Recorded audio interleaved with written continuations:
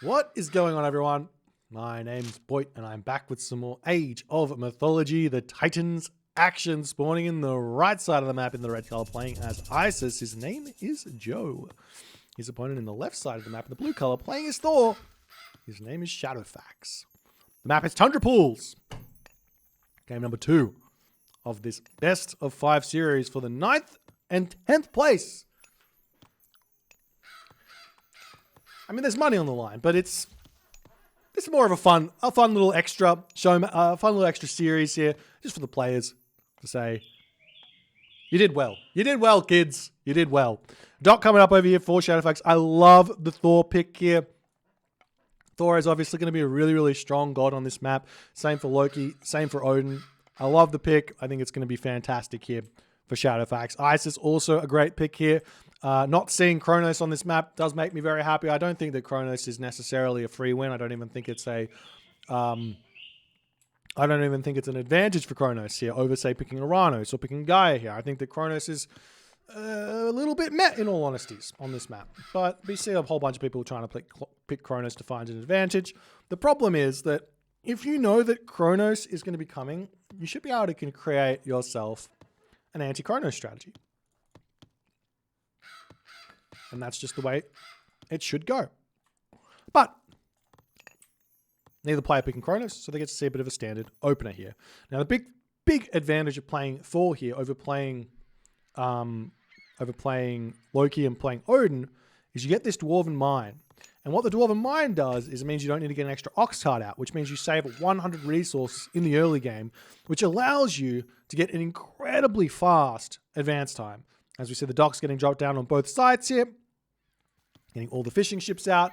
And the other thing that I think might be a little bit of a smaller advantage over the other two civs, which you might not think about, is the fact that you can build dwarves and not feel guilty about it as Thor. They cost only 60 gold.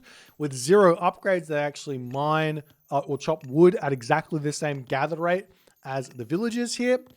So what you can actually do, as we see hunting dogs also coming through here for Shadowfax, what you can actually do is you can put the dwarves you built onto goats, onto your wood, and you can put the villagers on your wood that you had over onto hunt. And then after you've got all of the wood stuff you need, you can actually start putting those dwarves on wood over onto gold and replacing them with gatherers once the upgrades start coming in. And you can have a really, really nice economy. We'll see how it's going to go, but there's the hunting dogs is in. The villagers haven't moved up. I'm surprised to see the hunting dogs come in so early here for Shadowfax, but he felt like he could afford to get it, and he wasn't exactly wrong. As the temple is coming in, house is in, everything will be coming through nicely here. The question here for Joe is, what sort of an opening is he going to be doing here? For me, I would probably be looking at a 4:30 to 4:45 advance time here with Isis doing maybe something like 4 villages on food, 4 villages on wood, 3 or 2 villages on gold, 2 docks, good to go. But I think Joe's going for a little bit of a later advance time as his pharaoh gets pulled off to empower this temple. Now, this is an interesting idea. Pharaoh empowering a temple is an interesting idea. Now, you can obviously just grab one villager off of food and build the temple and then hit both the empowerment on the temple and hit the empowerment on the granary. But I think it's actually, if you don't even do that, I think it's actually pretty close, depending on how many villages you're missing, how many drop-offs you miss with that temple empowerment. It's pretty close to being an equal trade because of how fast that temple gets up and how fast that villager will be able to get back onto the resource to be gathering. So it could be a thing as we see the final fishing ship coming in. A very low amount of fish here, only 4 on both sides. I think this goes 4 to 8. Sorry, 4 to 6 in each pond. I don't think you can get 7. Yeah.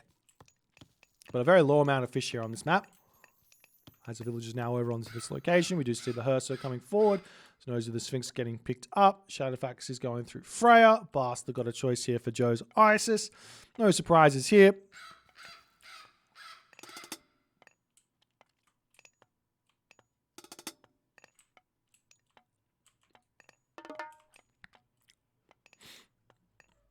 So the Sphinx moving forward, and it looks like Joe here wants to grab a second town center. So an interesting idea here.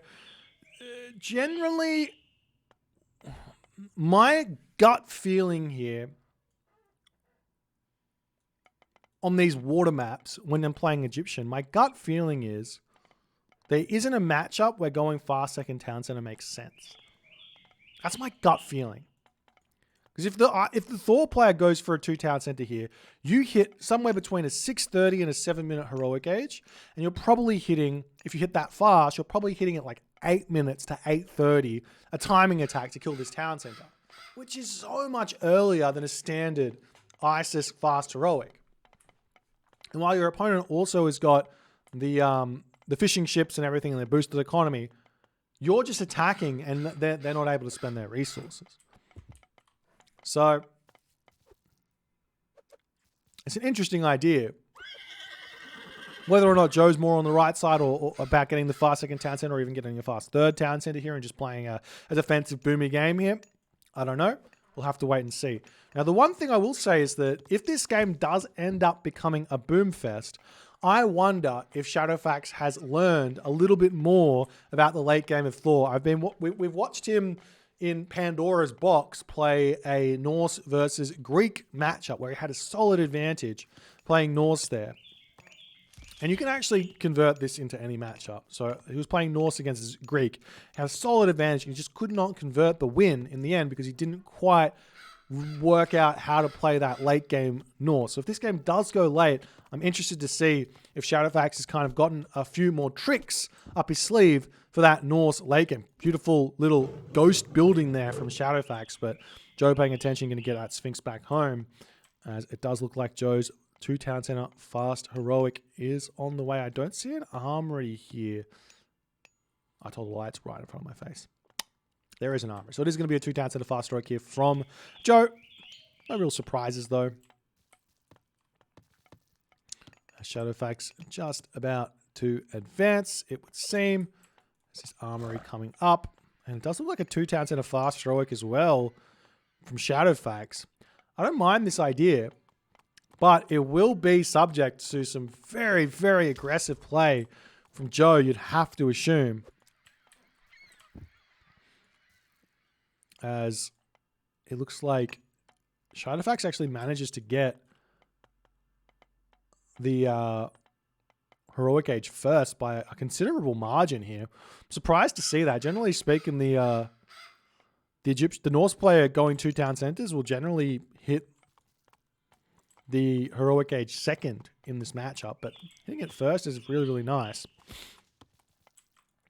There's a barracks going to come down. I don't mind the barracks idea getting axemen and chariot archers or spearmen also for potential Jarls to come out.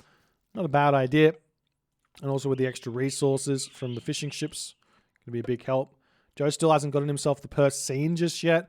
Not that it's that big of an advantage with only 8 fishing ships, but it's still something you want to be getting at some point. As we do see that is indeed coming through here for Joe. So I like that. A little bit of a delay gets his heroic age first. So whether one is better than the other, I don't really know, but doing it nonetheless. And I like this. Also, one thing that Joe hasn't done just yet. One thing that Joe hasn't done just yet is no prosperity. Is he going to do the new meta prosperity? Wait, has he not used it? He hasn't used it. The new meta prosperity. What is the new meta prosperity, you ask? Shaft mine every villager on gold. Build a market and buy whatever resources you want. It's totally worth it. The amount of increase in gold income is gigantic. It pays. It's more than worth it to utilize the market to spend those resources, and you can really, really have a fun time with it. But we'll see if that's what his plan is going to be here. The Joe, I mean, at the moment he's got plenty of resources to spend. So it's not like he's missing out on having 1,000 gold in the bank.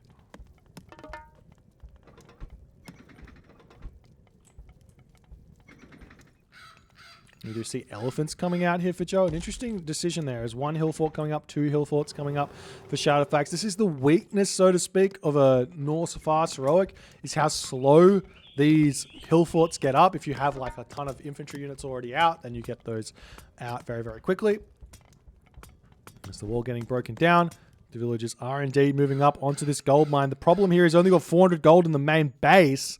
So if he does decide to click prosperity here, does he have a market up? He is getting the market. Siege works coming through as well. Heavy cavalry on the way here for Shadowfax. You do see a couple of villagers moving forward to get this gold mine over here. A cheeky Valkyrie going to be causing some problems. Does he have shaft mine? He does have shaft mine. There's the siege works. The only problem with this is that whatever timing that Joe wants to hit here is going to be significantly delayed, because he has taken a long time to kind of get set up here. It's not like he's slowing down on the production. He doesn't have the food here, though, for the chariot archers, as the siege work's going to be coming through. Having 4 elephants to take out the hill fort's not a bad idea. Another hill fort coming up here for Shadowfax is a great idea, as we do see the prosperity coming in. Lots of villagers on the gold tier. Ancestors Eclipse getting dropped down immediately as he's going to be pushing forward. We see immediately 1 minion gets frozen there. Not exactly what Shadowfax wanted to have happen there, as the War Elephant's going straight after the hill fort. The army breaking through. We do see the Frost Giant getting pushed back. The Chariot Archer is going to be getting some good damage done from the back here as well. We do have great Jarls already in for Shadowfax in an attempt to defend this, as the Frost Giant does go down. 1 hill fort going to be getting taken down, as more Hersa getting cleaned up. The minions here going down here. Joe needs to be trading that gold away for food. He's got the market up, but he hasn't traded it just yet. He's just floating a lot of gold here at this position. Over here, we also see that Valkyrie being a very big pain, stopping that mining camp from coming up. But the elephant's still pushing forward, as those chariot archers being the backbone of the Egyptian army, doing a lot of damage to the throwing axemen and everything else over there. As this hill fort also looks like it's going to be getting cleaned up here. The problem is, does Joe have any more pushing power after all is said and done? Shadowfax has still got 118 of 130 population remaining here, and he will be able to use Frost on this army as Joe retreats back. He does have this monument to the soldiers, but it doesn't look like it's going to be quite in position here. There's another hill fort coming up on the back, and the elephants all getting cleaned up. Joe with 2,000 gold in the bank after that prosperity, and he decides, all right, we've done the prosperity, let's run away. So he's not doing the trading, he's just going to leave the gold kind of in the bank. If he just wants to put everyone onto wood and onto food, that's also another way to do it. You click prosperity, you're going to have a ton of gold in your bank. You're not going to be able to spend that gold for a little bit, but you're not going to have to gather any gold as another option.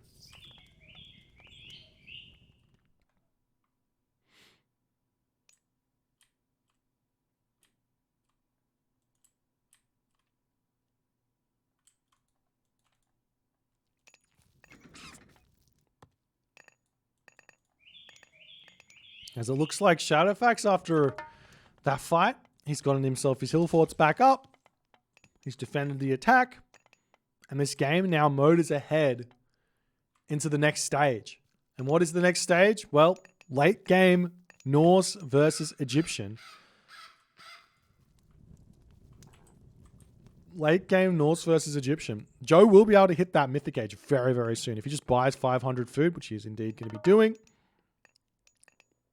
And the question is, does he go Osiris or Thoth? He's going through Osiris.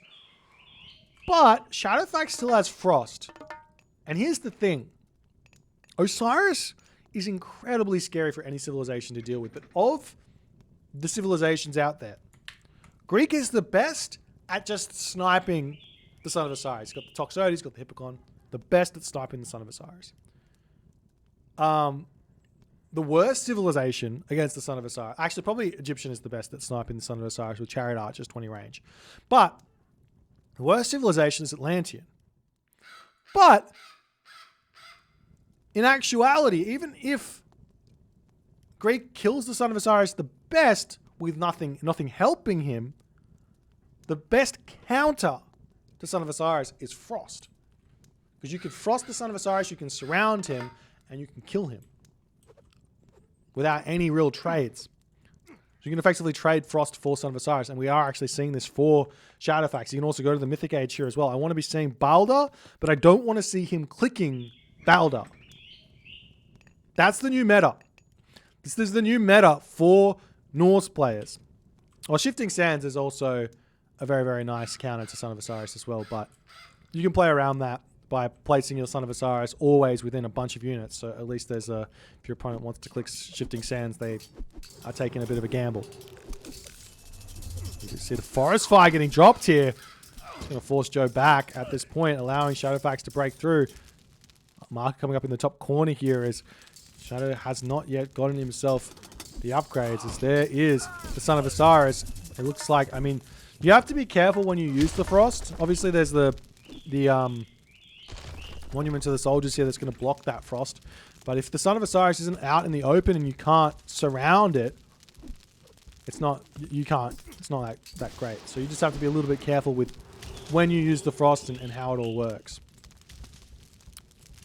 As Balder does get clicked up here for Shadowfax. Another thing here is that Shadowfax is doing a great job of, he's starting the side build, controlling the side of the map here. We do see the Valkyrie continuing to be annoying on that side. As we see the Mummy moving forward, the unit's still not quite ready to take these fights. Is the Catapult going to be pushing forward? And this is what Joe does really well, is these Catapult tower pushes. He's always thinking about this in his games. Get the towers up, get the Catapults up, push. You can make that work. He finds himself in a really, really good position most of the time.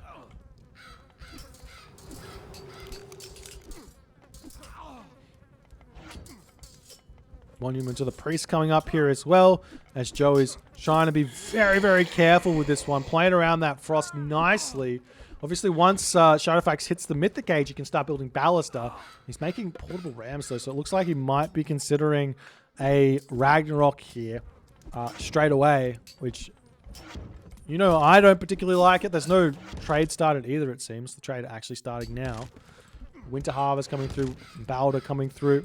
Hillfort's getting taken out. The Frost does get clicked down here before that Monument gets up.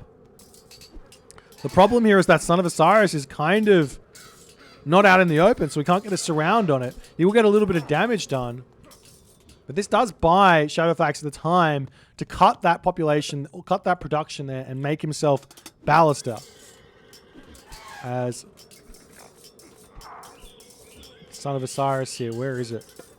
400 HP. He's taking a decent amount of damage.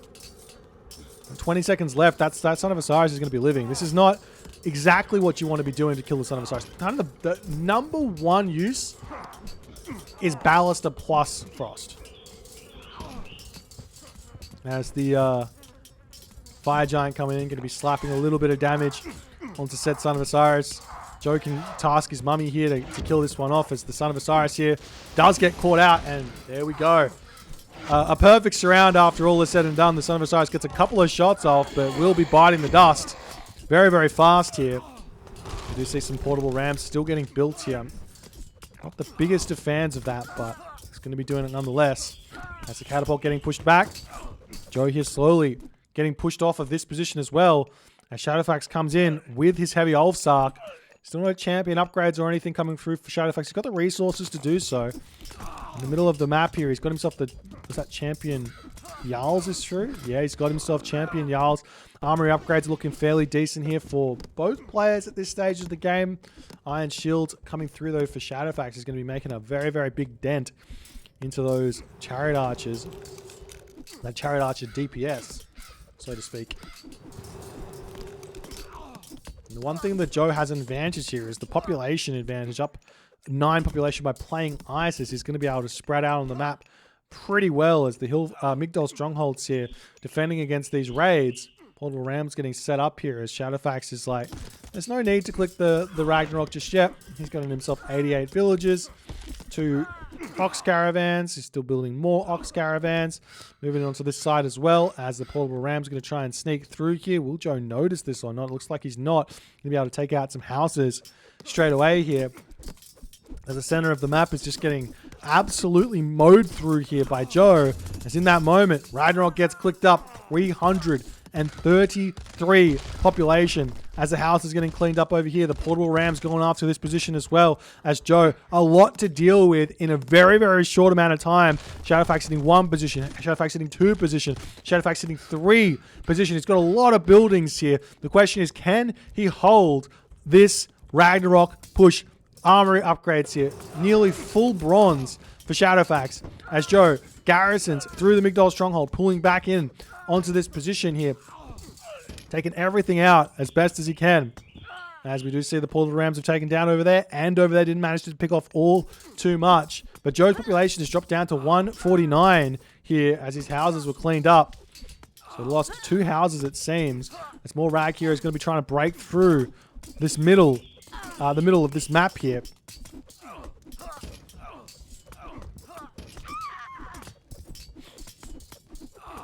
So Migdol stronghold going to go down.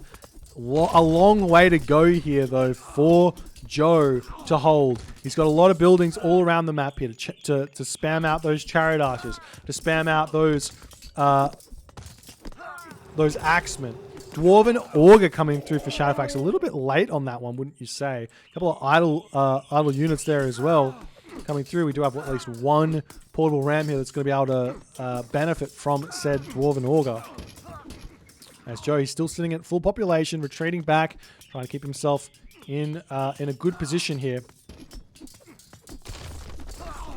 As the Axemen is still coming out, lots of those Hero of Ragnaroks are getting taken down. Meanwhile, the Flood onto this bottom side, the only place really that Joe has got gold income. As the Rag breaks through those chariot archers nicely, the portable ram trying to take out the fortified town center here. More Rag heroes flowing through. Shadowfax has got no gold in the bank. He's getting himself coinage now, but he's got plenty of resources to sell. And in that moment, Joe does decide to tap out as Shadowfax manages to claim another win here against Joe's Egyptian with some solid Thor play. I love the 3 hill fort setup here. I think if Joe had just built himself a couple of siege towers, he probably would have been able to break through this much, much easier. For me, I think if he just went Spearman, Axeman, Siege Tower, Chariot Archer as the composition, he would have been able to completely mow through this this position, in my opinion, instead of wasting the resources on those elephants. And the fact of the matter with war elephants is it's not that they're weak, it's that they train really slow. It's like 15 seconds from one building. It's a lot. It's a really long time. Like, think about it from the perspective of like a Norse player building, say, throwing axemen. If you're just building 1 throwing axeman from 1 longhouse, it's a long time to get yourself any amount of throwing axemen. That's the same thing for the war elephant. So if you want to be making war elephant, you kind of need 2 Migdols straight away to be pumping those. And I just don't think that it's the way to go.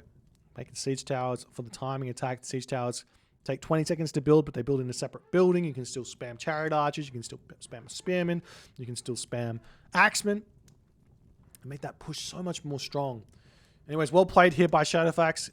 Up 2-0 in this best of 5. We'll see if you can claim game number 3 and take the win, or if Joe can mount a comeback. If you guys enjoyed it, please consider hitting the follow on the Twitch. If you're on the YouTube, hit that subscribe button, and I'll see you in the next game.